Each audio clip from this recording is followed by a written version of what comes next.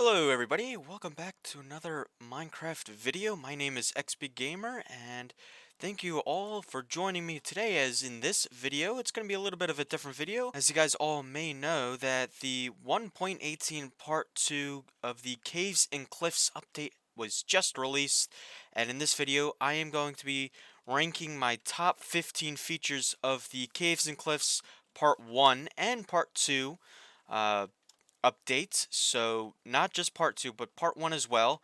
And yeah, so this is just going to be my top 15 favorite features that Mojang has added into the Caves and Cliffs update. Now, for those of you that don't know, the Minecraft Caves and Cliffs update has changed the game of Minecraft a lot and really brought a lot of new features to the game.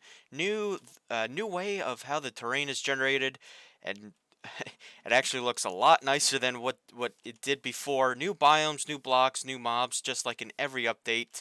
But this update mainly focuses on the generation and the not just the caves, but also the cliffs as well, which adds a lot of exploration to the game and makes it more fun for us to play. So, without further ado, let's get into the video. So, number 15 on my list is actually going to be Rooted Dirt.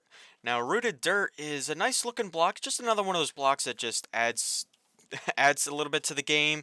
It's if you couldn't tell what it is, it's basically another dirt block that kind of looks a little different in the texture. It has some roots in it. That's why they call it rooted dirt. Now, most blocks, if you right-click it, like with grass, it'll turn into like farmland or something like that. Now, rooted dirt, if you right-click it, pops off these hanging roots, and it just turns into regular dirt, which I think looks really cool. Now, you could find rooted dirt generating under trees called the azalea tree, which is a new tree that was added into 1.18, which is this right in front of me, and it looks kind of weird because it merged with this dark oak tree here. This is the dark oak, but this is the azalea tree. Just weird generation, but you can find it in patches right here, under the azalea tree. And another cool thing is if you keep digging down, you'll run into a new type of cave biome that I will talk about later in the video.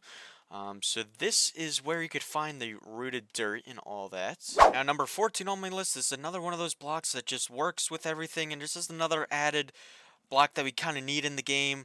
Looks cool and like works with other blocks. It is the calcite block, which is unique. It kind of has a very subtle and soft um, sound to it when you walk over it, if you could hear it there. And when you place it, it also sounds, place and break actually, it sounds kind of weird and actually kind of nice. Now, this is a kind of block that works well with blocks like diorite, because they kind of have the same type of color, but calcite is more of a smoother texture. It also works well with blocks like wool and the concrete blocks and its variants, any just kind of white type blocks. So that's kind of why I like calcite. Not that high on my list because it's just another new block in the game that doesn't add much feature or functionality to the game. Okay, so number 13 on my list is the new raw ore items, which consists of the new raw ore gold, copper, and the iron. Now, I kind of like this idea when Mojang first added it, because it changes the game of mining completely, forever. Because for a long time, when you mined, and you mined like iron or something, you would get the block form if you just mined with like an iron pickaxe. Now, if I start mining this, I actually will get pieces of raw iron, as well as if I mine like raw copper or gold, which I think is a really interesting and creative change. Just kind of gives a different look on Minecraft. Kind of have to change up your strategy of like mining and all that stuff, and it actually makes it to where these ores can actually be fortuned. Because for the longest time they were never fortuned, and now we can actually fortune it, and then you could take these um, and smelt it. So just like redstone, or diamonds, or lapis, or emeralds, if you fortune them, it gives you multiples if you use fortune 3 of that item instead of just one.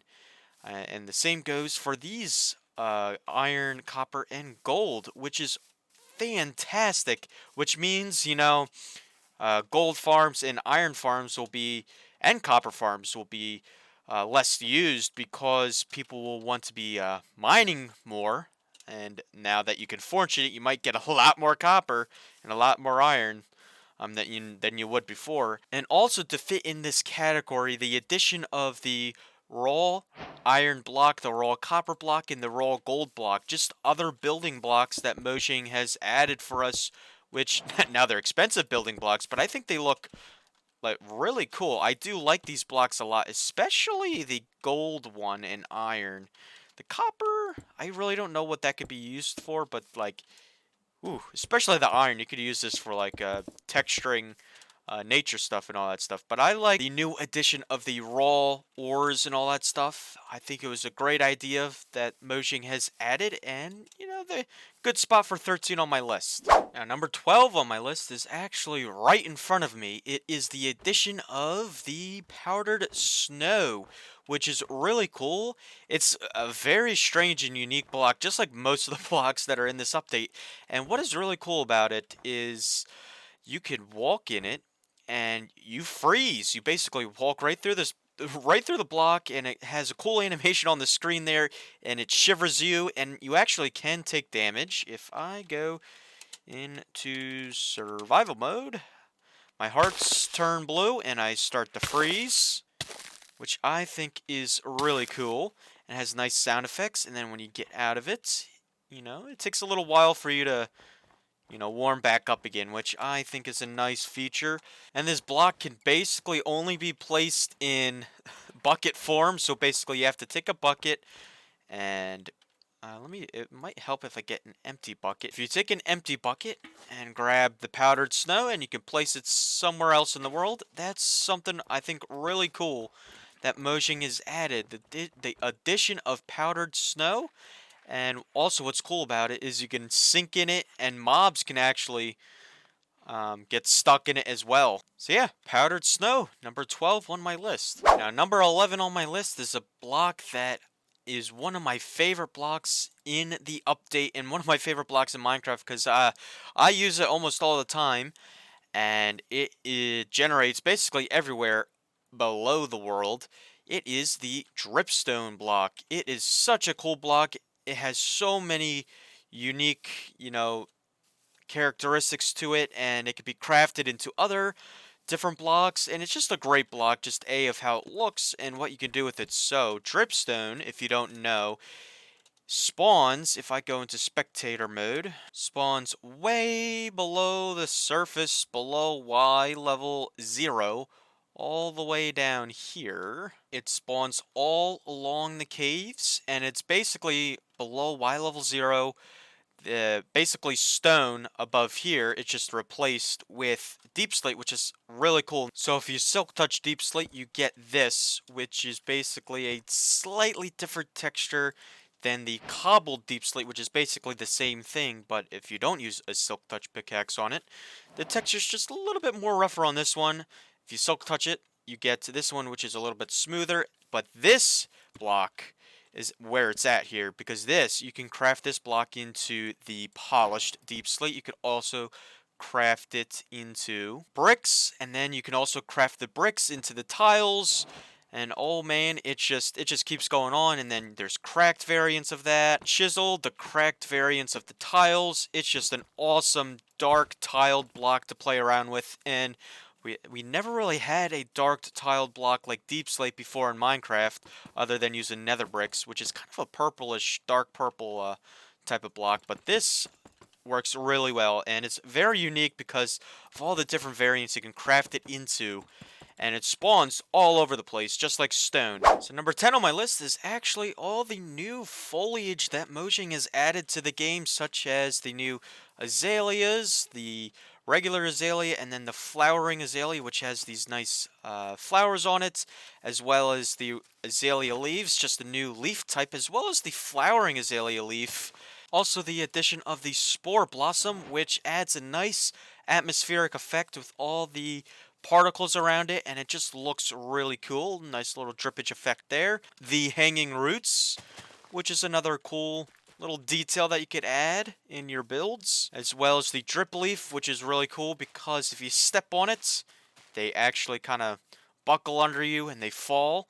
Nice addition for map makers if they want to use it for parkour. It also looks really cool aesthetically, just another nice plant. So the small drip leaf I actually have to place in water, but it looks really cool as well. And finally, the glowberries, which I cannot place there. I have to place there, yes. And these glowberries are really cool because if you bone meal them, they actually grow berries on them and they turn into a light source, which is something that we desperately need in Minecraft with the lack of light sources in here.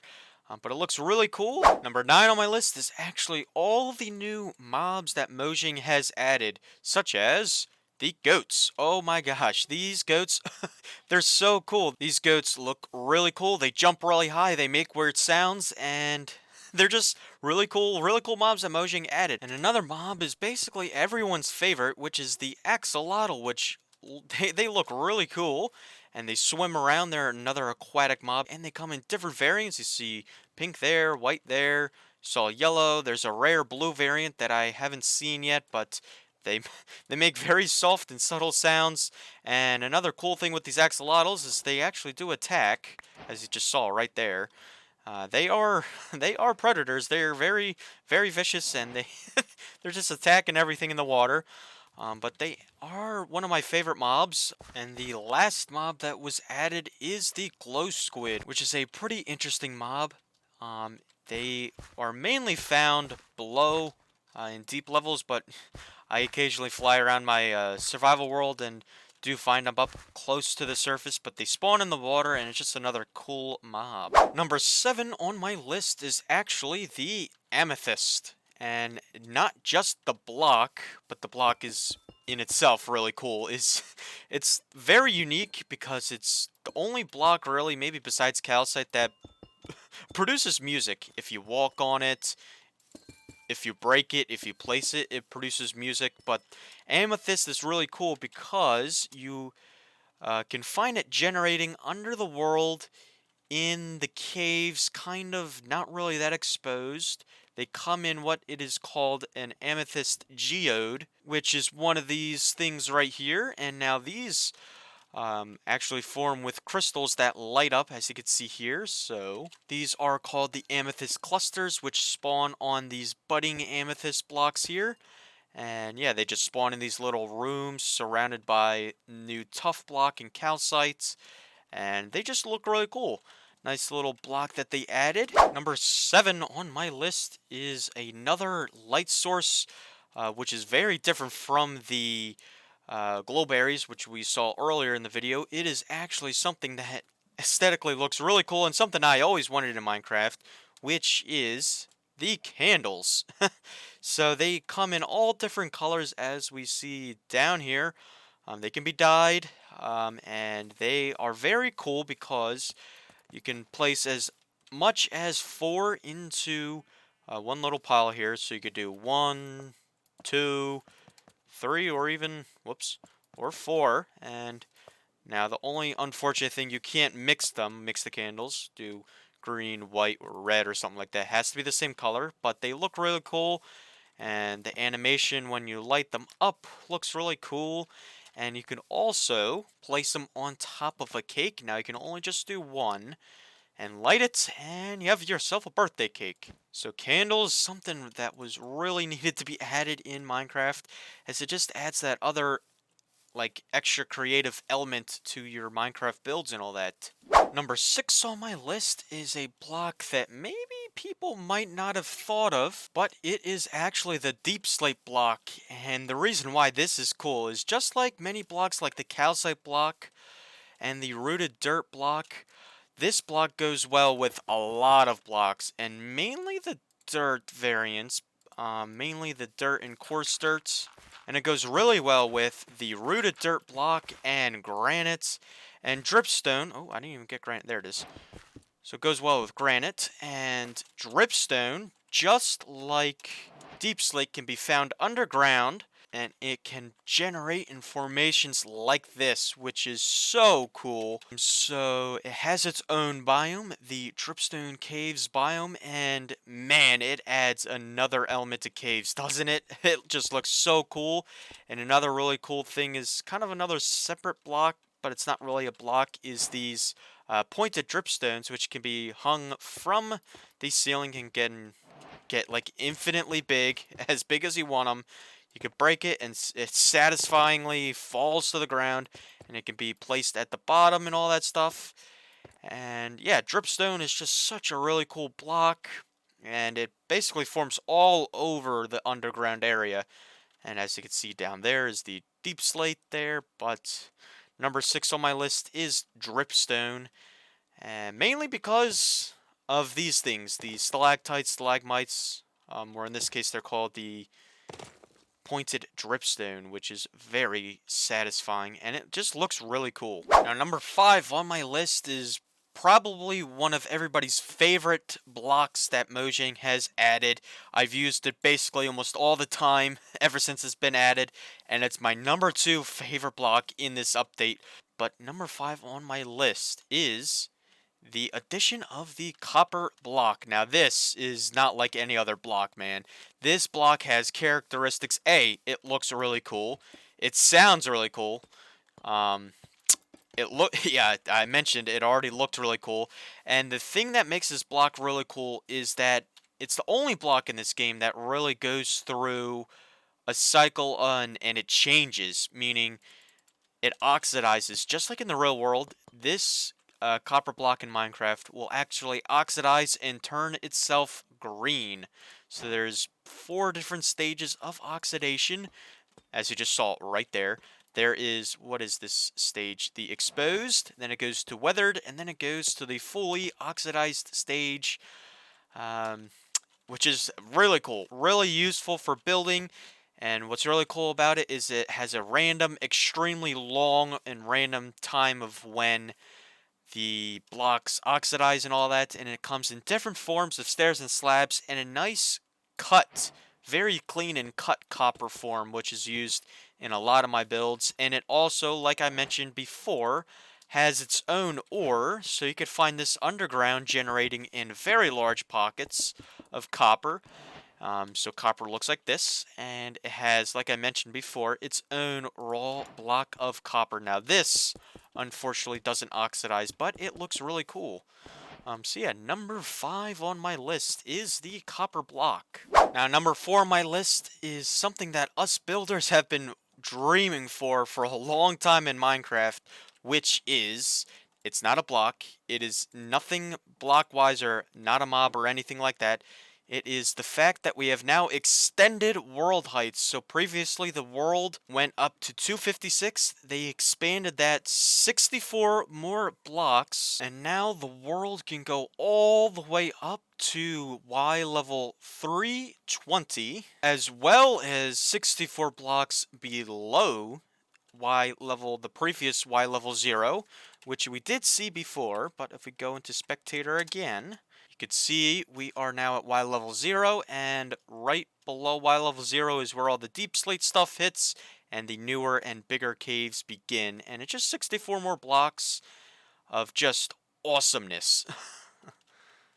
Number 3 on my list is always something I look forward to in every Minecraft update, is all the new biomes. And so right now, in this biome, we have entered the Meadows biome, which is really cool. Over here, this is a new biome, a very small biome, but it's new. It is the Snowy Slopes biome. There's also a Stony Beach biome, which was really cool, that was added by Mojang. And mainly, a lot of the biomes that are really cool are under the ground. For example, we have the new Lush Caves biome with the glowberries and the spore blossoms to give that atmospheric effect. And another biome that I did discuss earlier in this video is the Dripstone Caves biome. They just look so cool, especially this one here in the Deepslate area. Now, number 2 on my list is actually something we have been waiting for in the part 2 of the Caves and Cliffs update, which was the 1.0 18 update, which mainly focused on the terrain generation, and I am really proud and really happy of how Mojang kind of pulled this off with the terrain generation. Everything in the world just looks smoother, and the terrain looks a lot hillier but smoother. Like in this area, I like how there is a nice, big, huge cave opening. That looks really cool, and how this area kind of looks like a nice valley. We have the meadows over there. On the other side, there's a nice forest, and it just kind of looks smooth. In other areas, we have these nice stony beaches, which is something we never really had before. It just looks a lot cooler and a lot nicer. We also have these nice cliffs coming off the side of the mountains here. And finally, number one on my list, the moment you've been waiting for, my favorite feature that Mojang has added in this, and my favorite number one block right now is actually the moss block. It is so awesome. It looks cool. It is easy to break. Well, in creative that doesn't say much, but in survival it is so easy to break this. It is so easy to get because you can get it in the lush caves, as you might have just saw from the previous clips. And in my opinion, it looks so much better than grass. And I just use it everywhere so far for building. And along with the moss block comes this little partner, the moss carpets, which is so useful for hiding lighting. And it's perfect that it's getting night right now because I could show you this. Now see, look how well that blends in. You don't even know where the light source is because there's carpets everywhere. It just adds detail. It looks so nice, and this is why the moss carpet is number one on my list. Anyway, guys, that is gonna have to do it for this video of my top 15 favorite features of the Caves and Cliffs update part 1 and part 2. Now, before I end it, I would just like to name some honorable mentions. So the honorable mentions include the copper rod, which it looks cool, has only really one functionality, which it basically attracts lightning. But other than that, it's just a cool little block. I didn't think it really was worth it putting in my top 10. Or top 15, I should say. Another one is actually, it is tinted glass, which, again, looks pretty cool, just like regular glass, but the only difference is that this glass actually doesn't let light through. And the last honorable mention is the spyglass, which, yeah, it looks cool, has some nice functionality, but really, Optifine Zoom is so much better because you can't do this with the spyglass. But I mean, it does look really cool. But I mean, Optifine Zoom beats it out. So those are just some honorable mentions and that I'd like to share with you guys. And I know there are a lot more features that Mojang have added. I just thought that those 15 are just my personal favorite. If you guys did have any favorites that you guys liked for the Caves and Cliffs updates, don't be shy. I would like to hear it in the comment section below. If you guys have any feedback for the update, just share it in the comment section below as well. But anyway, that is going to have to do it for this special video of my top 15 features. If you guys did enjoy, don't be afraid to click the like button. And if you guys are new, consider subscribing so you don't miss out on any future episodes. And I will see you in the next video.